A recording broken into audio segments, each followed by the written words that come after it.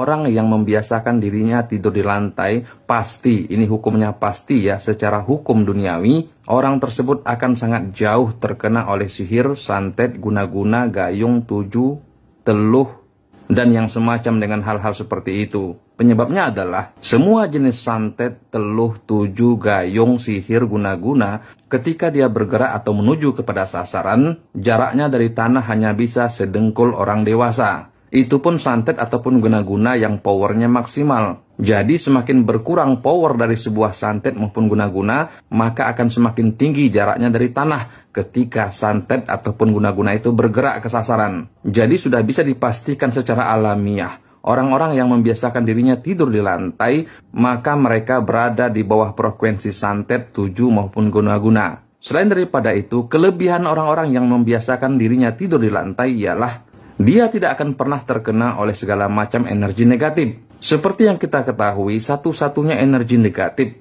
yang ada di dunia ini hanyalah amarah atau emosi. Bisa Anda bayangkan berapa juta manusia yang pada saat sekarang ini berada dalam keadaan emosi atau amarah.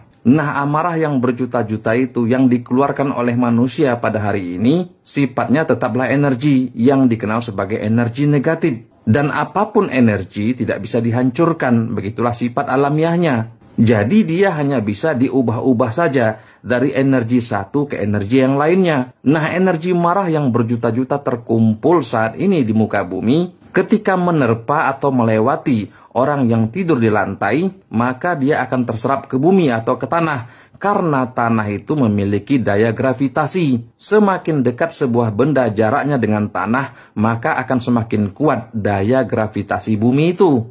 Nah, seperti yang sudah lama pula kita ketahui, bahwa tanah memiliki sifat pengubah. Bangkai yang busuk diubah oleh tanah menjadi pupuk. Nah, begitu pula yang terjadi pada energi marah.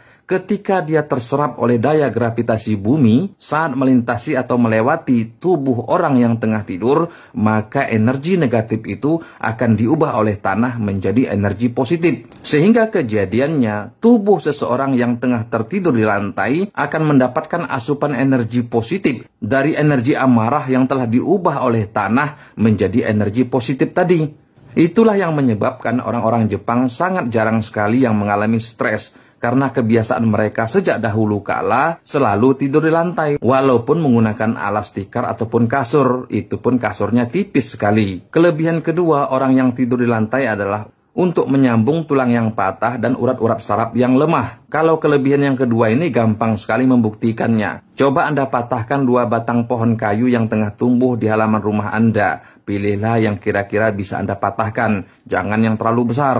Pohon yang pertama, posisi patahnya itu usahakanlah sedekat mungkin dengan tanah. Dan pohon yang kedua Anda patahkan tentu saja berbeda dari yang pertama, jauhkan atau tinggikan dari tanah posisi patahannya. Lalu tunggu kira-kira seminggu, mana yang lebih cepat tersambung, patahan yang pertamakah atau patahan yang kedua? Pasti yang lebih cepat tumbuh adalah pohon yang pertama tadi, yang dipatahkan lebih dekat ke tanah posisinya. Penyebab pertama secara alamiah, nutrisi-nutrisi yang ada dalam tanah lebih cepat sampai kepada patahan yang pertama, karena lebih dekat ke tanah. Sedangkan patahan yang kedua tentu saja nutrisinya lebih lama, karena posisi patahannya jauh dari tanah. Tetapi sebenarnya ilmu ini telah lama dipraktekkan oleh orang tua-tua kita pada masa lalu. Jadi, orang-orang zaman dulu itu kalau mengeluarkan fatwa, tidak sembarangan kawan-kawan. Telah mereka buktikan dan uji berkali-kali, barulah semacam fatwa itu mereka keluarkan. Jadi ini sebenarnya ilmu alam kawan-kawan. Nah, dari pembuktian berulang-ulang inilah orang tua-tua mengeluarkan fatwa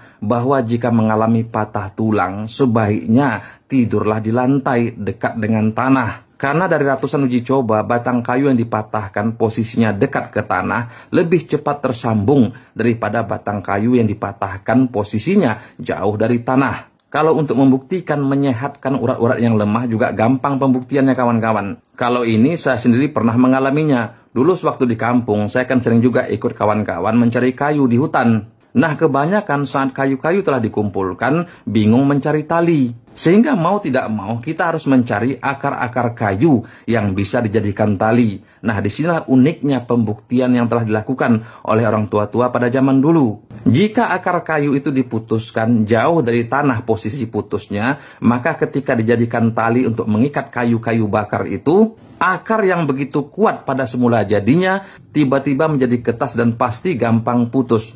Namun, kalau kita memutuskan akar kayu itu dekat sekali dengan posisi tanah, maka sudah terbukti berkali-kali akar kayu itu akan menjadi tali yang sangat kuat, kokoh, dan mantap. Ini semata-mata ilmu alam di mana sesuatu yang dekat dengan tanah, maka tanah itu pada malam hari akan mengeluarkan semacam gas atau bau tanah. Nah, tanpa kita sadari secara ilmu fisika, aroma atau bau tanah yang menguap keluar saat seseorang itu tidur di lantai, ternyata sangat aktif dan sesuai bagi tulang, darah, daging, urat. Jadi bagi kawan-kawan yang mengalami 3 masalah tadi, sebaiknya cobalah saran atau fatwa dari orang tua-tua kita pada masa lalu ini. Wallahu a'lam bishawab, mudah-mudahan bermanfaat. Minta ampun maaf jika tersilap kata, tersilap lidah. Assalamualaikum warahmatullahi wabarakatuh.